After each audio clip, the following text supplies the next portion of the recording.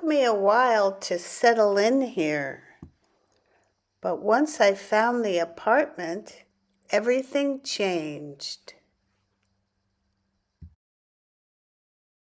I often think that if I hadn't moved here and I was still in Los Angeles, living my life, would I rather be there doing that?